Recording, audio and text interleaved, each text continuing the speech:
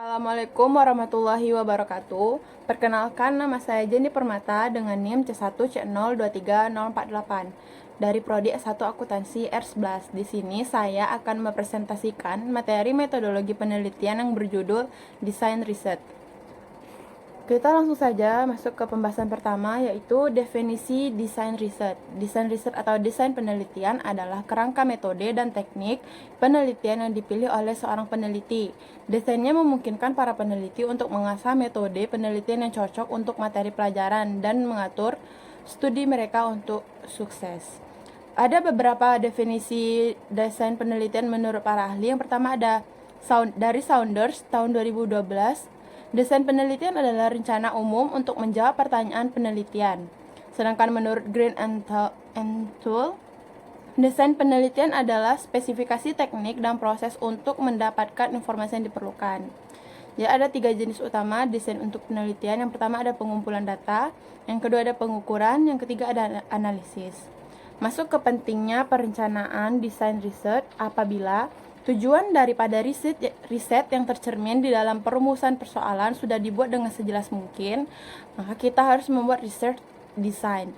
Research design adalah suatu pengaturan atau arrangement daripada syarat-syarat untuk mengontrol pengumpulan data di dalam suatu riset sedemikian rupa dengan tujuan untuk mengkombinasi segala informasi yang relevan sesuai dengan tujuan daripada riset.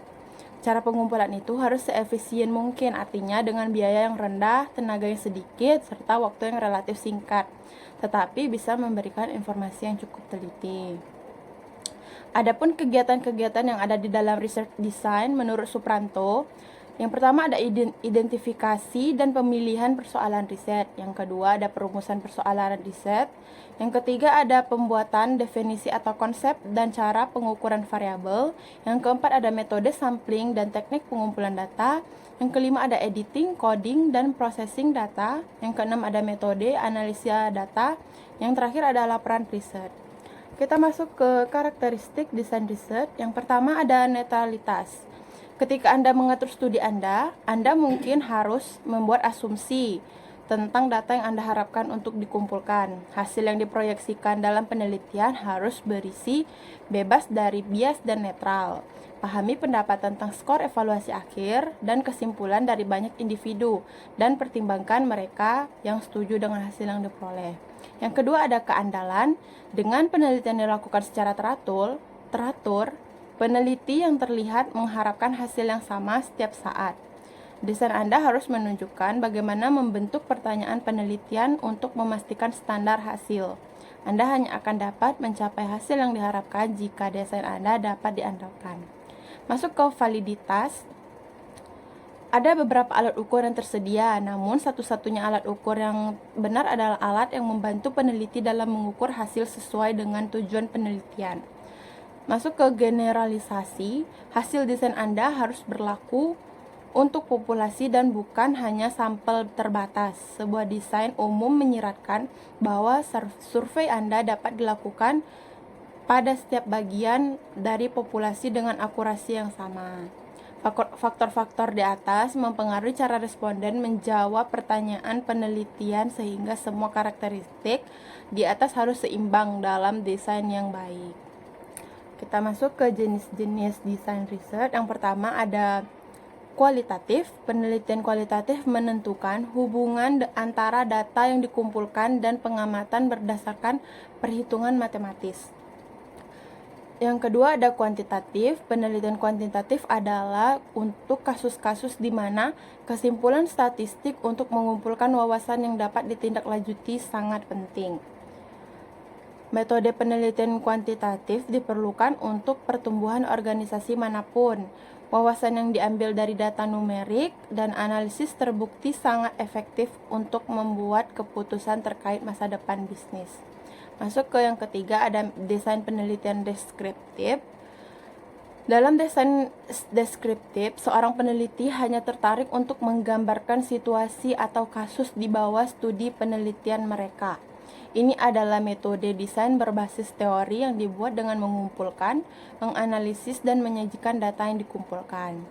Kita masuk yang keempat ada desain penelitian eksperimental.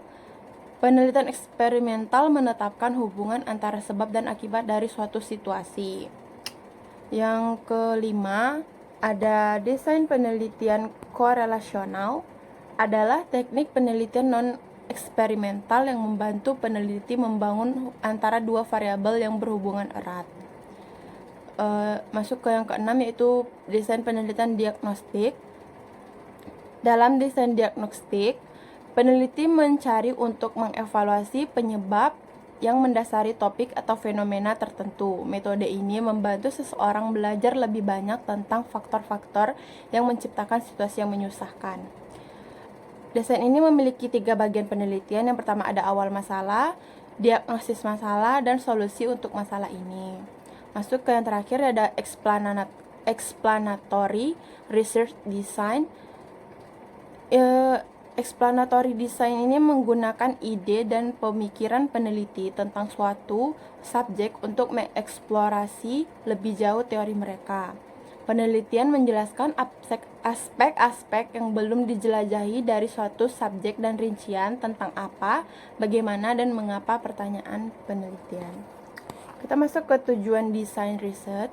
Tujuan utama dari desain penelitian yang pertama ada bagi seorang peneliti untuk memastikan bahwa kesimpulan yang mereka buat dapat dibenarkan. Langkah ini berarti bahwa penelitian harus mengkonfirmasi atau menyangkal hipotesis.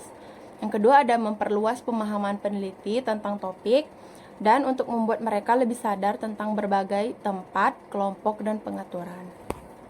Selanjutnya kita masuk ke fungsi desain riset. Yang pertama ada mengembangkan rencana operasional dalam melakukan berbagai langkah penelitian. Yang kedua ada memastikan validitas, reliabilitas, dan keaslian dalam setiap langkah penelitian. Yang ketiga ada menguji hipotesis penelitian. Yang keempat ada mengontrol VS atau variabel sekunder. Yang selanjutnya ada sebagai pegangan bagi peneliti. Selanjutnya ada untuk menentukan batas-batas penelitian, dan yang terakhir ada sebagai gambaran akan kesulitan yang mungkin dihadapi. Kita masuk ke cara membuat desain riset. Yang pertama itu ada menetapkan prioritas untuk desain riset. Yang kedua ada menentukan jenis data yang kita butuhkan untuk penelitian. Yang ketiga ada menentukan teknik pengumpulan data. Yang keempat ada menentukan prosedur analisis data. Dan yang terakhir ada menulis proposal penelitian. Kita masuk ke bentuk-bentuk elemen desain riset. Yang pertama ada desain penelitian tidak dapat diputuskan tanpa tujuan yang akurat atau pernyataan masalah yang jelas. Yang kedua ada mencakup berbagai metode pengambilan sampel dan alat yang akan digunakan untuk mengumpulkan data penelitian. Yang ketiga ada desain penelitian memandu metode yang digunakan untuk analisis data. Yang ketiga ada desain penelitian membantu mempersempit kemungkinan tujuan penelitian. Yang kelima ada desain penelitian yang berbeda memerlukan pengaturan yang berbeda untuk melakukan penelitian. Dan yang terakhir ada desain penelitian juga menguraikan garis waktu umum yang diperlukan untuk melakukan penelitian dengan menggunakan metode penelitian yang berbeda. Baiklah, sampai di sini saja presentasi saya kali ini. Kalau ada kesalahan kata, mohon dimaafkan. Saya akhiri dengan wassalamualaikum warahmatullahi wabarakatuh.